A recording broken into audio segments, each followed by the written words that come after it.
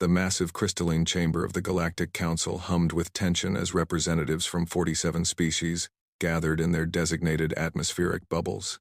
Ambassador Zixthara of the Viridian Empire adjusted her translucent tentacles nervously, while the silicon-based Krex delegates clicked their mineral appendages against their seats in anticipation. At the center of the vast amphitheater, the holographic display showed a single blue-green planet spinning slowly in the void. Earth. High Counselor Morgoth, a towering figure whose chitinous exoskeleton gleamed under the artificial starlight, raised his forearms to command silence. His voice, amplified through quantum resonance translators, echoed throughout the chamber with the weight of absolute authority. Esteemed members of the Galactic Council, we convene today to address the most pressing threat our civilized galaxy has ever faced. The species known as humanity has proven themselves to be an unpredictable and dangerous element in our carefully maintained cosmic order. A hologram materialized beside the Earth display, showing grainy footage of human military exercises. Ships moved in formations that defied conventional tactical doctrine, while ground forces demonstrated coordination that seemed almost supernatural to the watching alien delegates. Observe their behavior patterns, Morgoth continued, his mandibles clicking with distaste.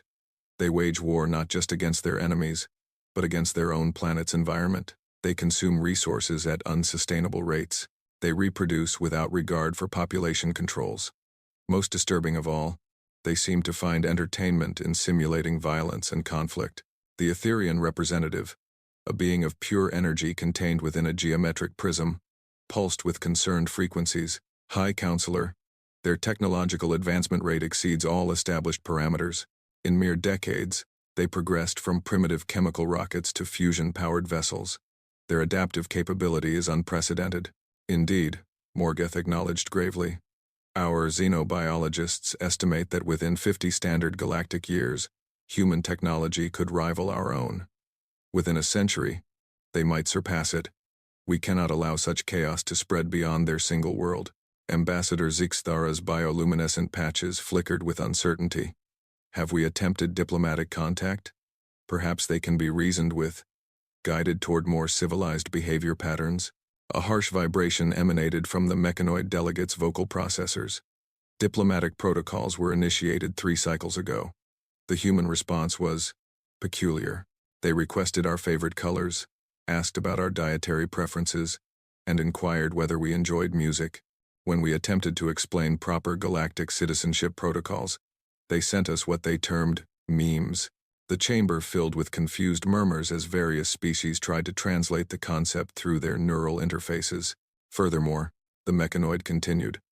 They somehow managed to trace our probe signals back to their source, despite our advanced cloaking technology. Their response transmission included detailed technical specifications for improvements to our own communication systems, along with what appeared to be recipes for something called cookies and an invitation to hang out. High Counselor Morgoth's exoskeleton darkened with frustration. This unpredictability makes them even more dangerous.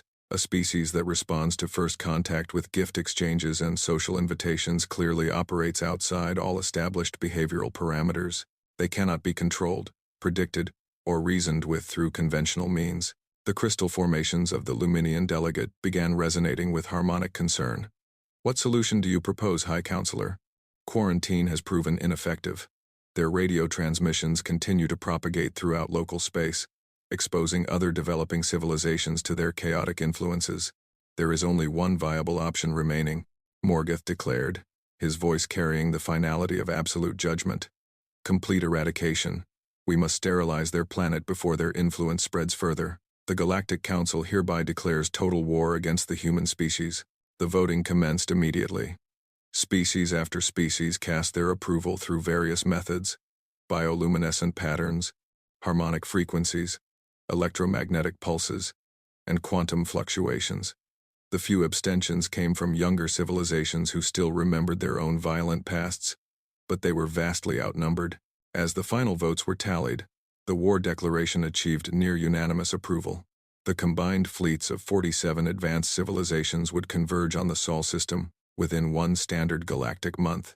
What the Galactic Council did not anticipate was that humanity had been monitoring their communications for months. Deep beneath the Cheyenne Mountain complex, A joint task force of military officials, scientists, and intelligence analysts had been tracking every transmission, every movement, every strategic discussion. General Sarah Chen stood before a wall of monitors displaying fleet positions, technological analyses, and probability matrices. Her weathered face bore the expression of someone who had seen too many impossible situations and somehow found ways through them all. "Ma'am," reported Colonel Martinez, looking up from his tactical display, "the aliens just voted to wipe us out. 47 civilizations, approximately 15,000 ships of various classes, estimated arrival in 32 days. The room fell silent except for the hum of cooling systems and the soft clicks of keyboards as analysts continued their work. General Chen studied the data for a long moment, then did something completely unexpected. She began to laugh. It started as a quiet chuckle, but grew into genuine, hearty laughter that echoed through the reinforced concrete chambers. One by one, other personnel joined her until the entire command center was filled with the sound of human mirth. "General?" Colonel Martinez asked uncertainly. Chen wiped tears from her eyes and gestured at the displays. "Colonel, do you see what I see? A massive alien armada coming to destroy us, ma'am?" "No," she replied, her grin widening. "I see the greatest opportunity in human history. 47 civilizations just volunteered to teach us everything they know about advanced technology, space warfare, and galactic politics. They're bringing us a comprehensive education, gift-wrapped and delivered right to our doorstep." Dr. Sarah Kim from the xenobiology team looked puzzled. "Ma'am, they're coming to kill us." "They're trying to kill us," Chen corrected. "There's a significant difference. Humanity didn't climb to the top of Earth's food chain by being easy prey. We survived ice ages, volcanic winters, plagues, and our own destructive tendencies. What makes them think space weapons will be any different?" The laughter had stopped, but grins remained on faces throughout the command center as personnel began to understand their general's perspective. "Besides," Chen continued, "they made one critical error in their intelligence gathering. They observed our military exercises and our entertainment media. They saw us fighting each other and assumed that made us chaotic and unpredictable. What they failed to understand is that humans don't just fight each other. We fight everything. We fight diseases, natural disasters, mathematical theorems, and the basic laws of physics. We've been preparing for this war our entire evolutionary history." She turned to address the room at large. "Ladies and gentlemen, initiate Protocol 7. Every nation, every military force, every scientist, engineer, and strategist on the planet. It's time to show the galaxy what happens when you underestimate a species that considers impossible to be a personal challenge." The command center erupted into focused activity as communication links opened to every major power on Earth. For the first time in human history, the species would face an external threat with complete unity. Meanwhile, in the depths of space, the combined fleets of the Galactic Council began their journey toward Earth, confident in their overwhelming superiority and the righteousness of their cause. They had no way of knowing that their target had just received the declaration of war not as a death sentence, but as an invitation to demonstrate why humans had never met a problem they couldn't solve, with sufficient application of creativity, stubbornness, and controlled explosions. The war for humanity's survival was about to begin, and the galaxy was entirely unprepared for what humanity considered a fair fight. 28 days had passed since the Galactic Council's declaration of war, and Earth hummed with an energy that could be felt from orbit. What the alien coalition could not have anticipated was how quickly a species that had spent millennia fighting itself could redirect that same competitive drive toward a common external threat. The transformation had been remarkable. Politicians who had been locked in bitter disputes just a month earlier now worked 18-hour days coordinating global defense efforts.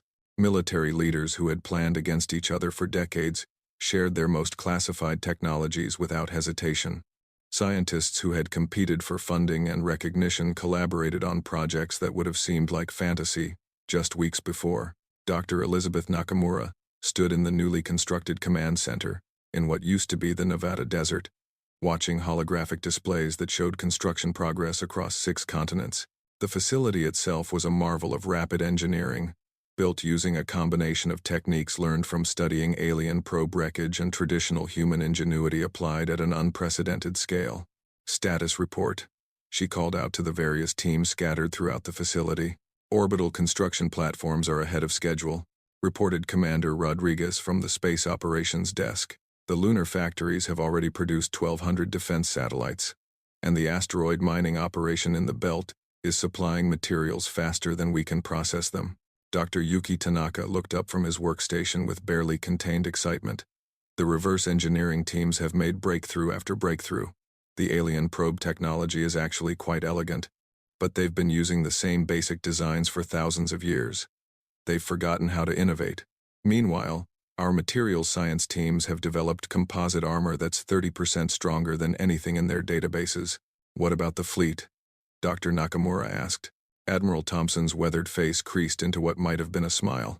Ma'am, the shipyards in Earth orbit, Luna, and Mars are operating at capacity. We've completed construction on 247 vessels of various classes. They're not pretty, and they don't follow any conventional design philosophy, but they're built to human specifications. Meaning they're designed to take damage and keep fighting. Our ships can lose 60% of their systems and still complete their missions. The alien vessels we've analyzed are marvels of efficiency, but they're fragile. They're designed for overwhelming technological superiority, not prolonged combat against determined opponents. Dr. Sarah Kim joined the conversation from her xenobiology station. The psychological profiles we've developed are fascinating.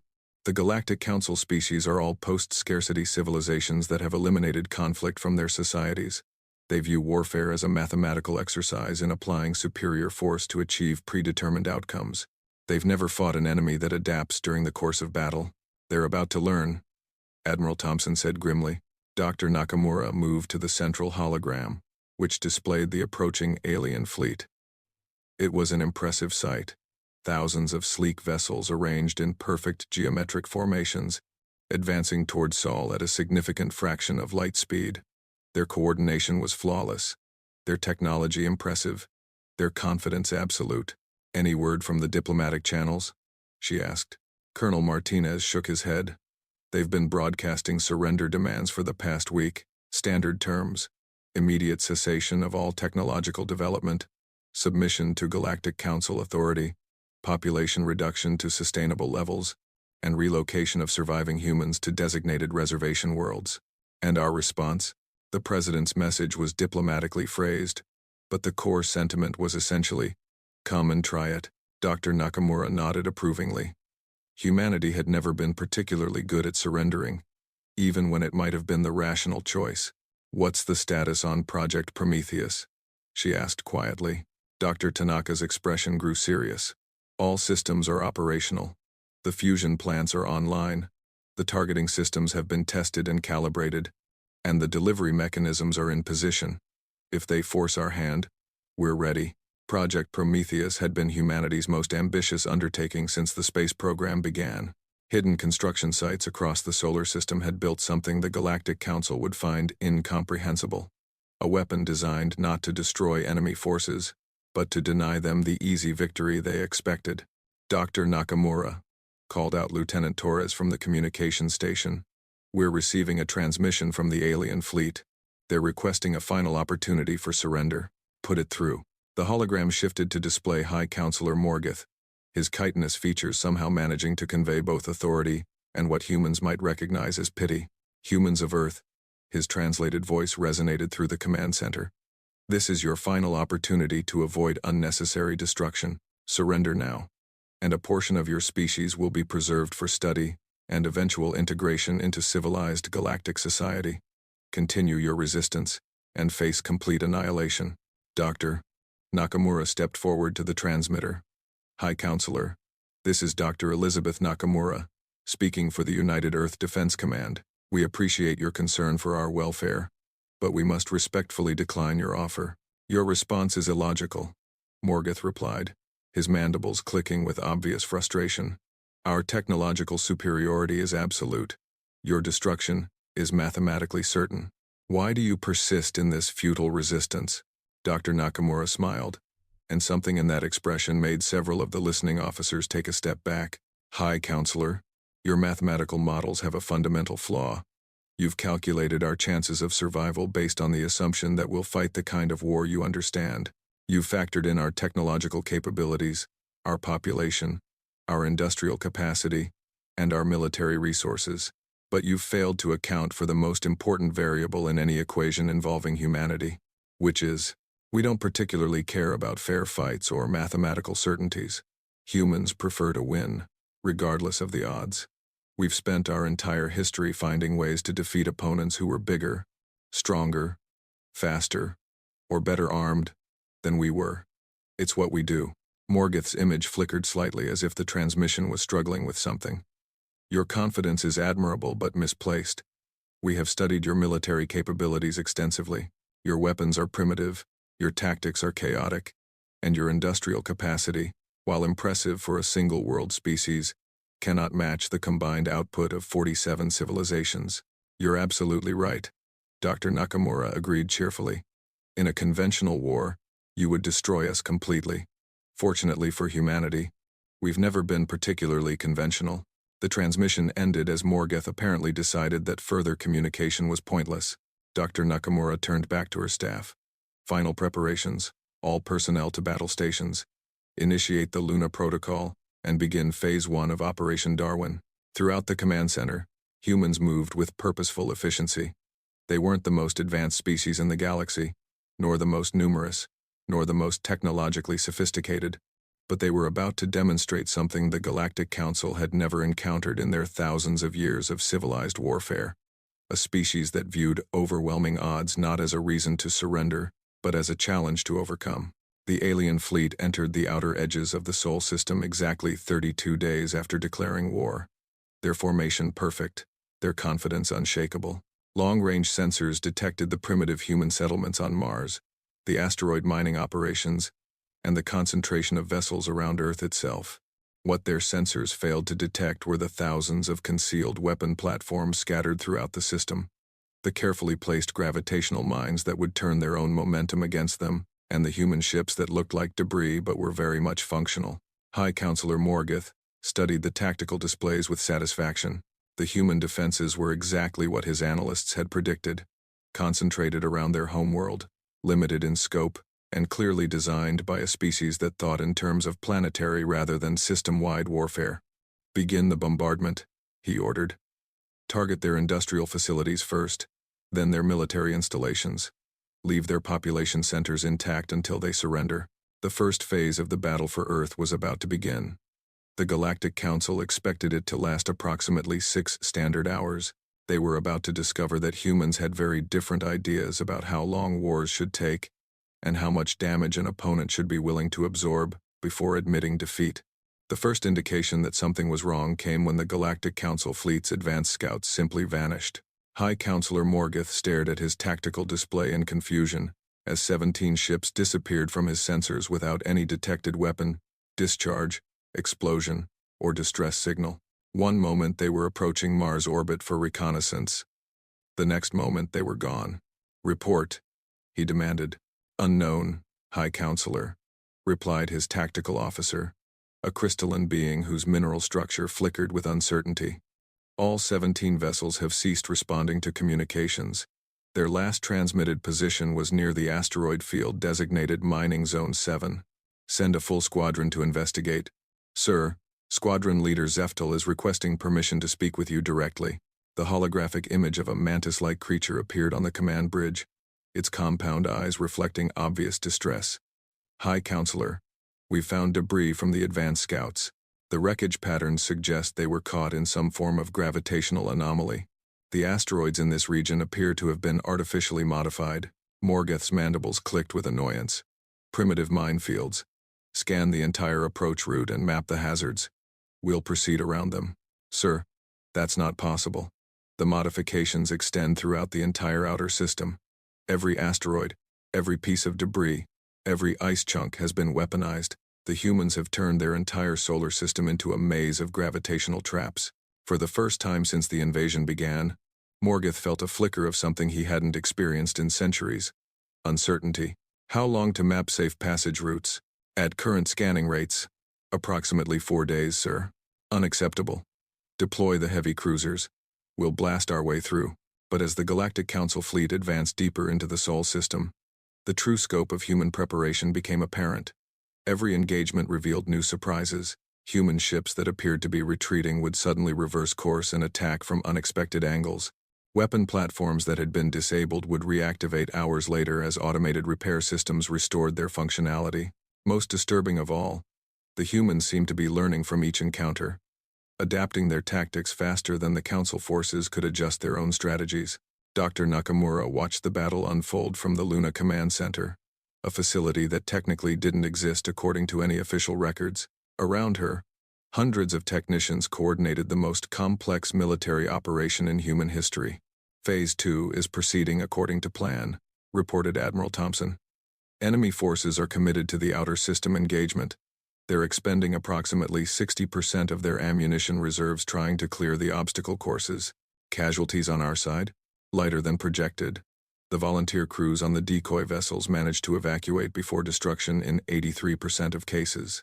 The automated defense platforms are performing beyond specifications. Dr. Nakamura nodded grimly. Every human loss was significant, but the invasion had proceeded exactly as hoped. The Galactic Council was fighting the war they expected to fight, while humanity conducted the war it had actually prepared for. Status on the inner system defenses?